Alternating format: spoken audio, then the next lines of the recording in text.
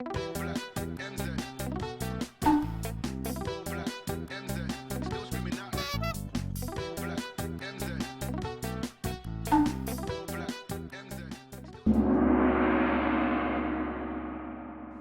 さんこんにちは。これから日本を脱出します。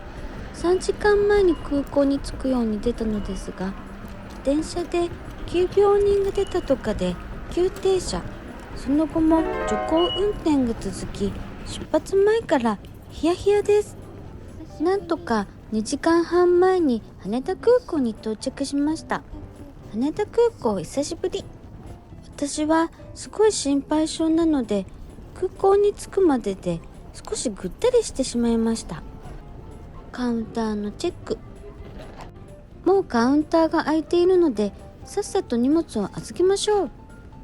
48時間前にウェブチェックイン済みなので、バックドロップのレーンに入ります。今回の飛行機はエバー航空です。やったー、14キロ買い物できる。それでは脱出します。今回は大好きな台湾です。無事に日本を出国、カードラウンジに潜入しました。空席を探すのが大変なほど満席でした。ケーキ漬けに一杯。これがないと始まらない。朝から居酒屋メニュー。大好物のスーパードライの生ビールと唐揚げ、枝豆、チーズにポテトチップス、最高か。祝杯。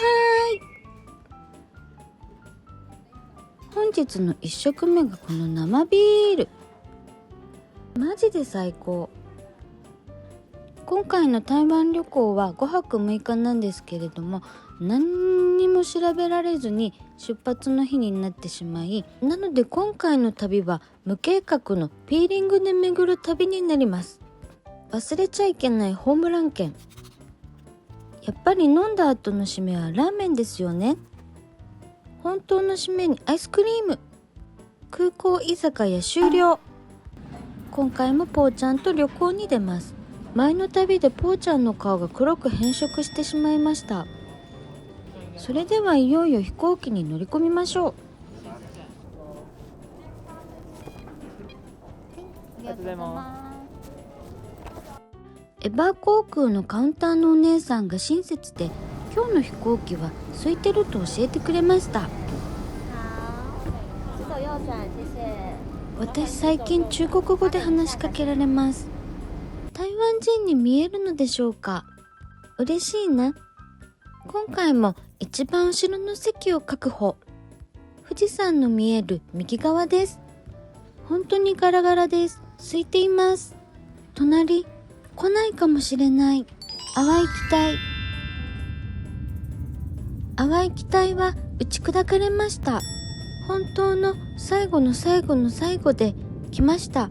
隣の人。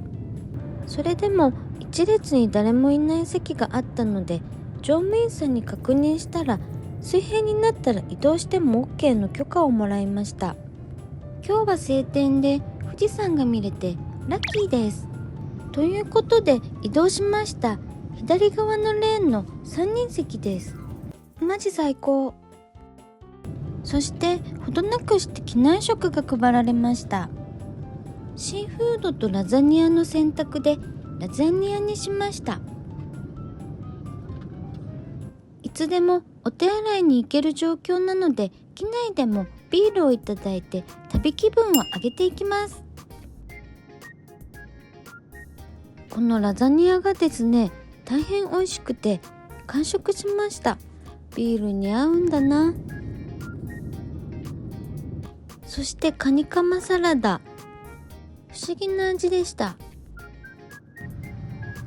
台湾が見えてきました。今回の SIM カードは eSIM にチャレンジしました。日本での事前の用意がありますが、台湾についてすぐにスムーズに開通しました。SIM カードをなくす心配がないので安心です。無事に台湾に到着しました。ただいまの時間は15時8分です。荷物が20分ぐらい出てきませんでした。やっと出てきた。台湾ラッキーランドに挑戦しましょう。日本語を選びます。スターティン。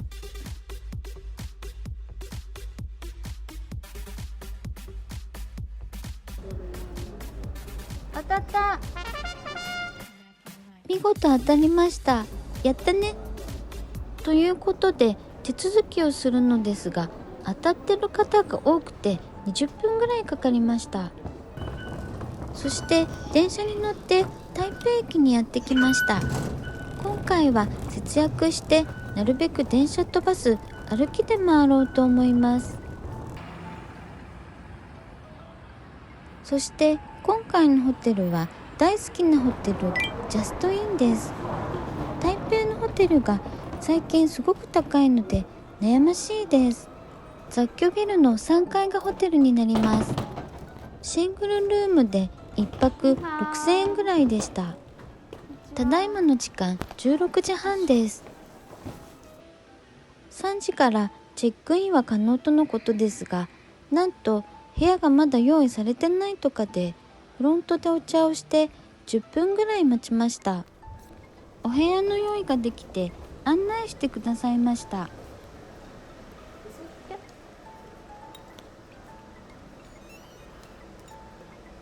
いしょ、それではお部屋の紹介をします。なんとかわいい秘密基地。右の壁には大きいテレビ。ベッドは小さめです。私には十分ですが、大きい方は足が出ちゃうと思います。ベッドサイドにはコンセントがあり便利です。使い捨てのスリッパもありました。こちらの小さいテーブルセットがなんともかわいい今回の定位置です。こちらは空気清浄機とゴミ箱。これはなんだかわかんない。そしてこちらがバスルームになります。おトイレです。ウォシュレット付きです。そして届かない位置にトイレットペーパー。なんで？そしてシャワーは手に持つタイプと上からのレインシャワーがあります。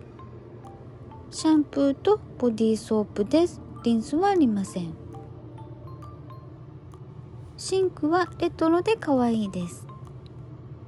シンクの下にバスマットとドライヤーがあります。窓はない韓国タイプですが可愛くって大変気に入りました。ただスーツケースは全開はできません。早速台湾の冒険に行ってきます。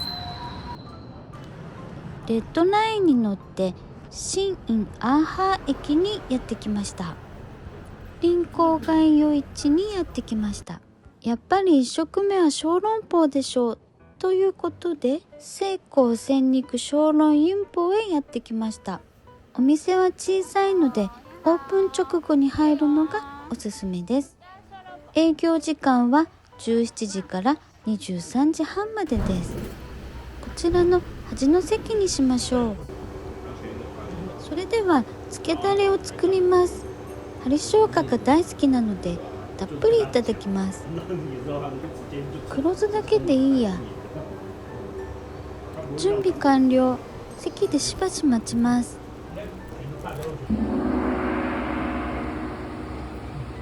1個が大きい。それではいただきます。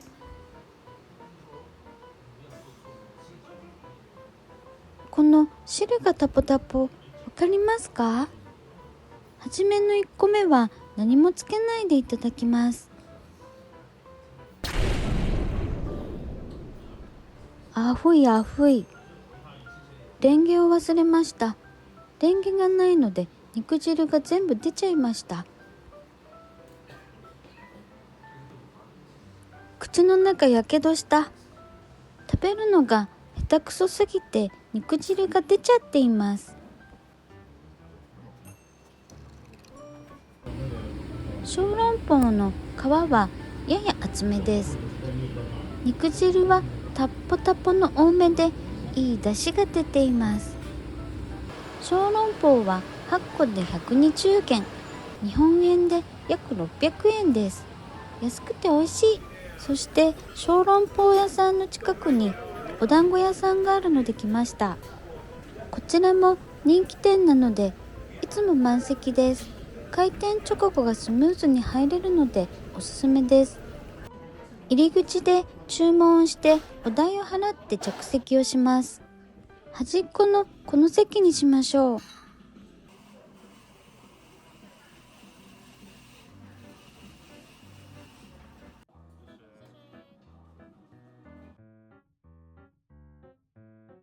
来ました。氷の上に熱々の団子が乗っていて、金木犀のシロップがかかっています。団子はごまとピーナッツのミックスにしました。それでは熱々のうちにいただきましょう。熱々のプルプルです。とっても柔らかい、ほんのり甘いごま団子。小籠包で口の中をやけどしていたので、氷ちょうどよかった。ピーナッツも美味しい。ひんやりとあったかと不思議な感覚。インスタ映えとかではなく本当に美味しかったです。後ほど通りかかった時は大行列ができてました。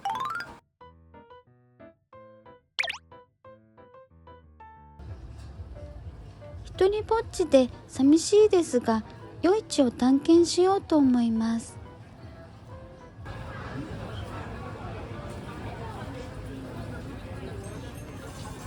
I didn't have that, but they were really good.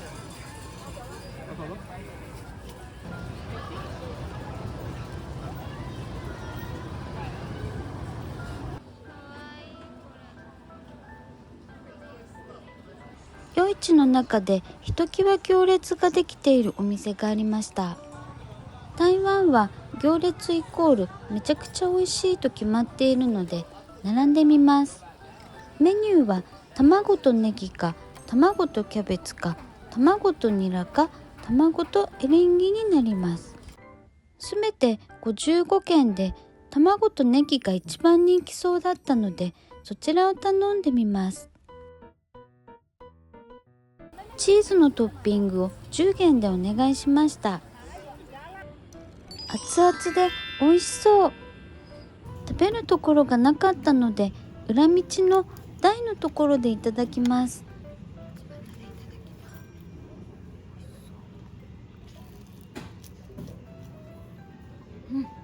外はパリパリ、中は具だくさんのネギクレープという感じです。チーズを入れて大正解。ちょっと油っぽいかなと思ったんですが大変美味しかったです。ひときわ行列ができているフルーツ屋さんを発見しました。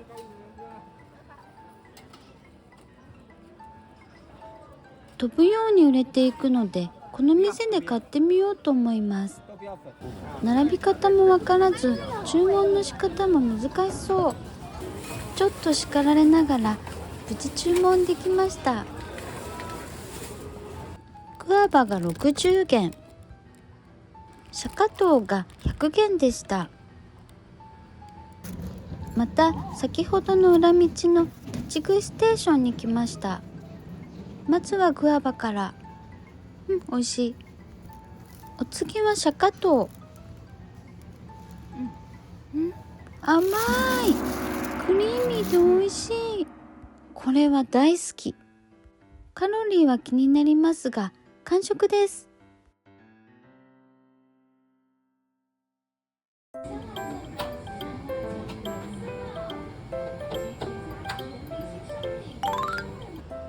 テルに帰る前に今日の仕上げをしましょう。豆腐にしました。トッピングはタロイモ団子とピーナッツにしました。お客さんはひっきりなしです。冷たいのにしました。大きくてびっくり。それではいただきます。トッピングは底の方に沈んでいますのでかき混ぜます。芋団子が冷えて硬くなってしまい、温かいのにすればよかったです。9時になったのでそろそろ帰ろうと思います。台湾1日目はおしまいです。2日目に続きます。